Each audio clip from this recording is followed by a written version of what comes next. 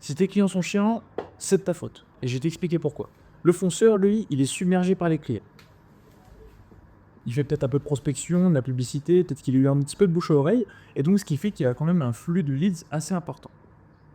Donc c'est génial, il aura un flux de leads important, donc il arrivera sans doute à signer 1, 2, 3, 5, voilà, peut-être 10 clients par mois, par semaine. En tout cas, ce qui est sûr, c'est que il fera du cash. Mais le truc, c'est que si des clients, bah, l'argent c'est bien, mais après, il faut livrer ces clients. Et elle est là, la difficulté, et c'est là où les problèmes commencent. Quel problème, tu vas demander? Il y aura sans doute des problèmes liés à des projets en retard, par exemple, ce qui mènera à une insatisfaction des clients.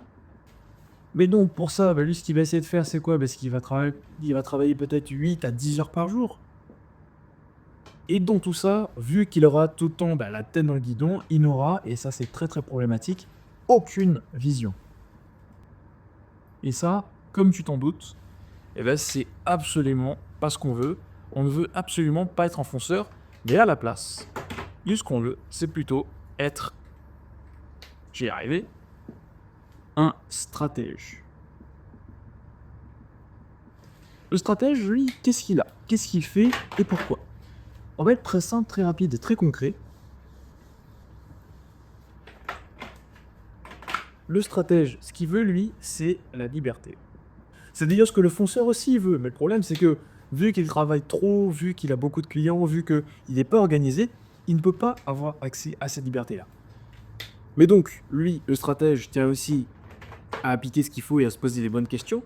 Qu'est-ce qu'il a en plus? Au final, il peut effectivement faire des voyages, pouvoir construire ou profiter de sa famille,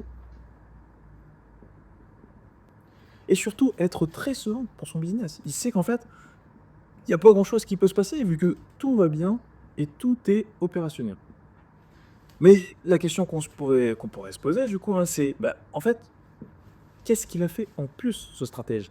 Qu'est-ce qui a fait que il a réussi à être beaucoup plus libre et à atteindre ce que le fonceur veut en faisant la même chose? Il y a une seule raison à ça et elle est très très simple. Seule raison, hein, ce concept, vous pouvez appeler ça comme vous voulez, c'est grâce à l'onboarding. Donc dans cette vidéo, je vais vous montrer exactement quels sont les 3 piliers pour que vous puissiez créer un onboarding de qualité et qui surtout vous rend libre de votre business, qui vous permet de ne plus être dans votre business, mais bel et bien sur votre business, ne plus vivre pour votre business, mais de votre business. On a d'abord la centralisation. On a ensuite la réduction de la friction. Et enfin, on a l'automatisation. Donc déjà, on va commencer par la centralisation.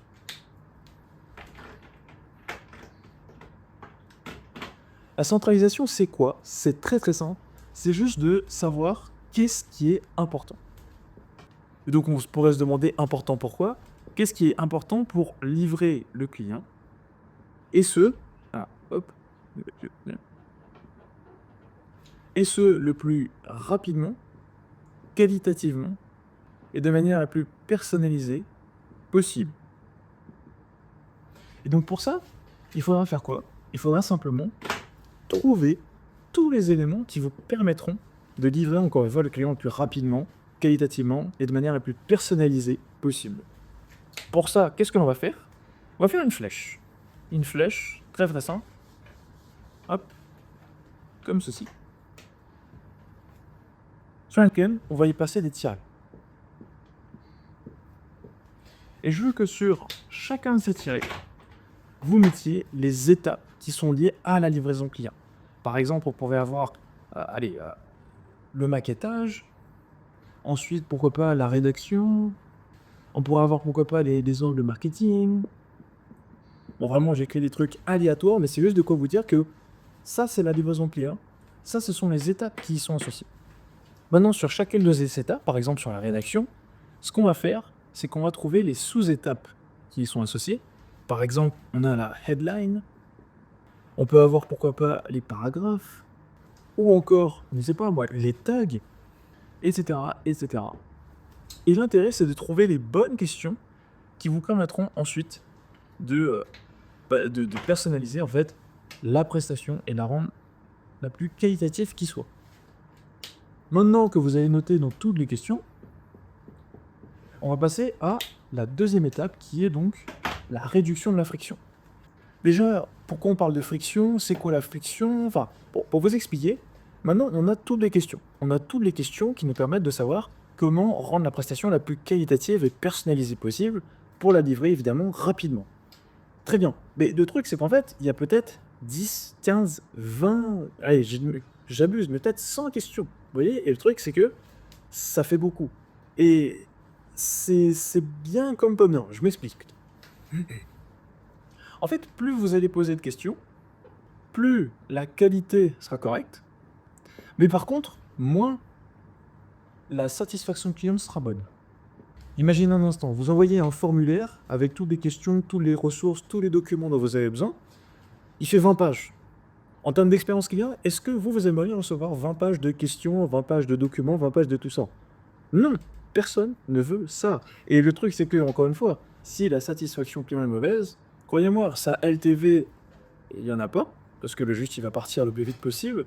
Recommandation, hop, il n'y en a pas non plus.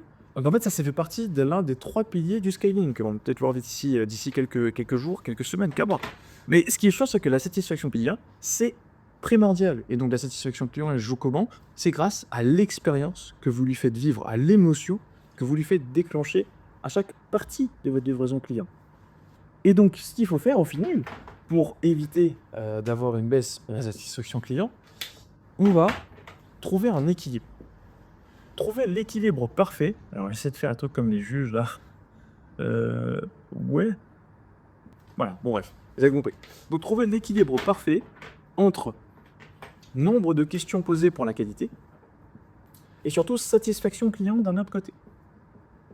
Donc, en fait, poser assez de questions pour faire en sorte que vous ayez assez d'informations pour fournir votre client de la meilleure manière possible et d'un autre côté, ne pas trop le déranger justement de réduire la friction. Et réduire la friction, ça se fait comment? Eh bien, ça se fait grâce à cet équilibre-là.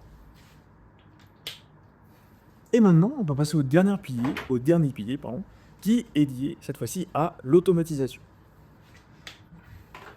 Donc tout bêtement, avant d'aller trop loin en détail dans l'idée et tout, l'automatisation c'est quoi? C'est juste prendre ce que vous faites déjà et ensuite de le déléguer de deux manières, soit à une machine, ce qui est au final le plus préférable en général, ou bien à des ressources humaines. Que ce soit collaborateur, employé, consultant, oui, qu'importe en général, mais lorsqu'on parle d'automatisation pour un process d'onboarding, on va pas beaucoup plus loin que des automatisations sur Make ou bien des notifications Slack, quoi. Enfin bref, j'y viens. Maintenant qu'on connaît le principe même de l'automatisation, on va juste se demander qu'est-ce que l'on automatise. Donc pour ça, ce que je vous invite à faire, c'est de lister toutes les actions que vous avez à faire après, que ce soit après le paiement ou bien juste avant ou pendant la livraison du client. Par exemple, ça peut être la facturation. Ça peut être le contrat. Ça peut être prévenir le prestataire. Ça peut être créer par exemple un template ou une page Notion. Etc., etc., etc. L'intérêt ici, c'est vraiment, au final, de lister, encore une fois, tout ce que vous faites et ensuite de trouver un moyen de l'automatiser. Et globalement, si on devrait résumer des tâches qui sont automatisables ou qui devraient être automatisées, il y en a deux types. C'est soit les tâches répétitives,